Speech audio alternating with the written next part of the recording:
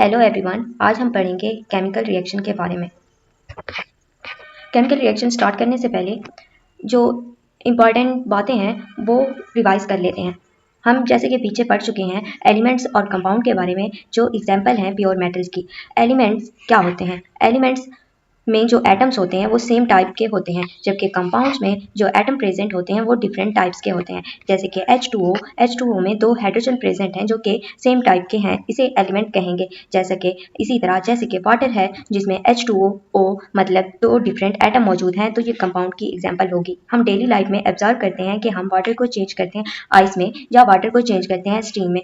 इन दोनों चेंजेस के नतीजे में वाटर की केमिकल कंपोजिशन सेम रहती है और केमिकल प्रॉपर्टीज चेंज नहीं होती। मतलब कि जो कि वाटर है वो लिक्विड फॉर्म में, आइस में और स्ट्रीम में सेम ही रहता है, एक ही सब्सटेंस रहता है। अगर हम इसी तरह वाटर में से इलेक्ट्रिसिटी पास करें तो वो ब्रेक डाउन हो जाएगा H2O ब्रेक डाउन हो जाएगा H2 और ऑक्सीजन में, जो कि डिफरेंट सब्सटेंस है वाटर से। इसके नतीजे में H2O और ऑक्सीजन की जो प्रॉपर्टीज होती हैं वो चेंज होती हैं वाटर की बनिस्बत, और केमिकल कंपोजिशन भी चेंज होती है। ऐसा चेंज जिसमें एक सब्सटेंस चेंज होकर एक नया सब्सटेंस बना दे और उसकी केमिकल कंपोजिशन और प्रॉपर्टीज डिफरेंट हों, तो उस चेंज को हम क्या कहते हैं? केमिकल चेंज कहते हैं। केमिकल चेंज के नतीजे में जो रिएक्शन होता है उसे केमिकल रिएक्शन कहा जाता है। जो कि हमारा मेन टॉपिक है वो है केमिकल रिएक्शन। केमिकल रिएक्शन हमारे इर्द गिर्द डेली लाइफ में हो रहे होते हैं। इस रिएक्शन में सब्सटेंस के अंदर जो एटम होते हैं वो खुद को रीअरेंज करते हैं और एक नया सब्सटेंस बना देते हैं। जैसे कि बर्निंग ऑफ कोल और नेचुरल गैस जो कि एयर की मौजूदगी में होते हैं, एक केमिकल रिएक्शन की एग्जाम्पल है। कोल बेसिकली एक कार्बन है जो कि सॉलिड फॉर्म में होता है और इसका कलर ब्लैक होता है। जब ये बर्न होती है ऑक्सीजन की मौजूदगी में तो ये कार्बन डाइऑक्साइड बना देती है। Carbon react with oxygen, burning होगी और कार्बन डाइऑक्साइड बनती है। कार्बन डाइऑक्साइड एक कलरलेस गैस है। जैसे कि हमने पीछे पढ़ा कि कार्बन जो कि ब्लैक कलर की है और ऑक्सीजन जो कि एक गैस है, और जो कार्बन है वो सॉलिड स्टेट में पाई जाती है। लेकिन उसके नतीजे में जो चीज़ बनी है वो है कार्बन डाइऑक्साइड, और इसका कलर कैसा है? ये कलरलेस है। मतलब कि जो प्रोडक्ट बना है उसकी कंपोजिशन और प्रॉपर्टीज बिल्कुल चेंज है, तो इस रिएक्शन को क्या कहेंगे? Chemical reaction. जो सब्सटेंस केमिकल रिएक्शन में हिस्सा लेते हैं उन्हें क्या कहा जाता है? रिएक्टेंट कहा जाता है। और उसके नतीजे में जो चीज़ बनती है उसे प्रोडक्ट कहा जाता है।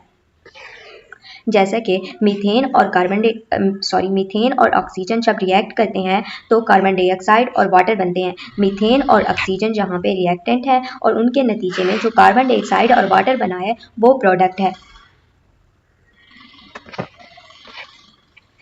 एक और एग्जांपल दी गई है जिसमें हाइड्रोजन और ऑक्सीजन है जो रिएक्ट करते हैं और वाटर का मॉलिक्यूल बनाते हैं। अब हमने पीछे बात की थी कि जो एटम होते हैं वो रीअरेंजमेंट करते हैं, तो इस बात को समझते हैं। जैसे कि जहाँ पे हाइड्रोजन है और ऑक्सीजन है तो एक ऑक्सीजन और दो हाइड्रोजन मिलकर वाटर का मॉलिक्यूल बनाते हैं। इन्होंने आपस में रीअरेंजमेंट की है। अब इक्वेशन में हम देख रहे हैं कि हाइड्रोजन के साथ G लगा हुआ है, ऑक्सीजन के साथ भी G लगा हुआ है और वाटर के साथ भी G लगा हुआ है। तो इसका क्या मतलब है?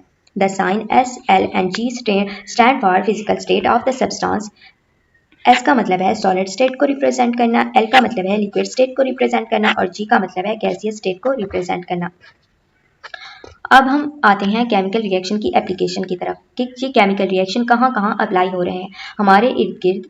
और बहुत से केमिकल रिएक्शन हो रहे हैं जिनमें बर्निंग, रिस्पायरेशन और फोटोसिंथेसिस है, जो कि केमिकल रिएक्शन की एग्जांपल हैं। फ्यूल जब बर्न होता है तो क्या प्रोड्यूस होती है? गैसेस। फ्यूल जब व्हीकल में बर्न होता है तो गैसेस प्रोड्यूस होती हैं। गैसेस के प्रोड्यूस होने से प्रेशर बढ़ता है, प्रेशर के वजह से पिस्टन मूव करता है जिसकी वजह से व्हीकल रन करती है। इसी तरह गैसेस के बर्न होने से हीट प्रोड्यूस होती है और फ्यूल के बर्न होने से हीट प्रोड्यूस होती है और हम इसे किचन में यूज़ करते हैं कुकिंग करने के लिए। इंडस्ट्री में भी हीट प्रोड्यूस होती है और इस हीट को हम वाटर को स्टीम करने के लिए यूज़ करते हैं। दूसरी एग्जांपल है फोटोसिंथेसिस की, जो कि प्लांट में होती है। इसमें कार्बन डाइऑक्साइड और वाटर रिएक्ट करते हैं सनलाइट और क्लोरोफिल की मौजूदगी में और ग्लूकोज बनाते हैं और नतीजे में ऑक्सीजन बनता है। कार्बन डाइऑक्साइड कार्बन डाइऑक्साइड और वाटर की केमिकल कंपोजिशन ग्लूकोज और ऑक्सीजन से बिल्कुल डिफरेंट है और इनकी केमिकल प्रॉपर्टीज भी डिफरेंट होगी। इसी तरह जो ग्लूकोज बना है उसे हम रिस्पायरेशन में यूज़ करते हैं। जो ग्लूकोज है वो ऑक्सीजन के साथ रिएक्ट करता है और कार्बन डाइऑक्साइड, वाटर और एनर्जी पैदा करता है। ये एनर्जी हम अपने काम करने के लिए इस्तेमाल करते हैं। और ग्लूकोज और ऑक्सीजन के रिएक्शन के दौरान कार्बन डाइऑक्साइड और वाटर बिल्कुल डिफरेंट हैं, प्रॉपर्टीज़ के लिहाज से भी और उनकी केमिकल कंपोजिशन के लिहाज से भी। इसी तरह अगर हम कन्वर्जन ऑफ मिल्क देखें कि मिल्क जब चेंज होता है योगर्ट में या हम फार्म करते हैं बेकिंग प्रोडक्ट्स, तो ये केमिकली चेंज हो जाते हैं और ये केमिकल रिएक्शन मैक्रो ऑर्गेनिज्म की मौजूदगी में होता है। अगर मैक्रो ऑर्गेनिज्म ना प्रेजेंट हो तो ये रिएक्शन नहीं होगा और इस रिएक्शन को क्या कहते हैं? फर्मेंटेशन रिएक्शन कहते हैं। आज का टॉपिक हमारा इतना ही था। अगले लेक्चर में हम बैलेंस केमिकल इक्वेशन और केमिकल इक्वेशन के बारे में पढ़ेंगे। तब तक के लिए अल्लाह हाफिज़।